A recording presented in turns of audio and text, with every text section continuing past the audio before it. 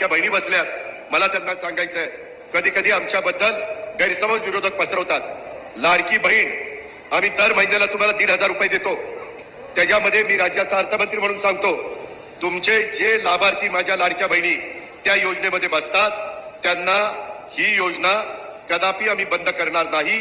ती आमच्या लाडक्या बहिणींच्या करता आहे, तुम्हाला त्याच्यातनं मदत होते। उलट आम्ही त्याच्यात नवीन प्रस्ताव आणलेला आहे, काही बँका पुढे आणलेल्या आहेत। नांदेड जिल्हा बँकेशी पण मी बोलीन, काही जिल्हा मध्यवर्ती सहकारी बँका चांगल्या आहेत, तिथं आमचे दर महिन्याला 1,500 रुपये त्या भगिनीला जातात। त्याच्याऐवजी त्या भगिनीला त्यांनी 30 ते 40 हजार रुपये द्यायचे आणि हप्ता त्याच्यातनं त्यांचा जाईल 40-50 हजार रुपयाचं भांडवल जर तिला झालं तर त्याच्यातनं ती माझी बहीण काही ना काही स्वतःचा व्यवसाय करू शकेल आणि त्याच्यातनं स्वतःचं कुटुंब ती उभं करू शकेल। हे होऊ शकतं। महाराष्ट्रात काही बहिणींनी केलंय। मला माझ्या नांदेडच्या, मला माझ्या चव्हाणवाडीच्या परिसरातल्या बहिणींना सांगायचंय, तुम्ही पण त्या गोष्टीचा विचार करा।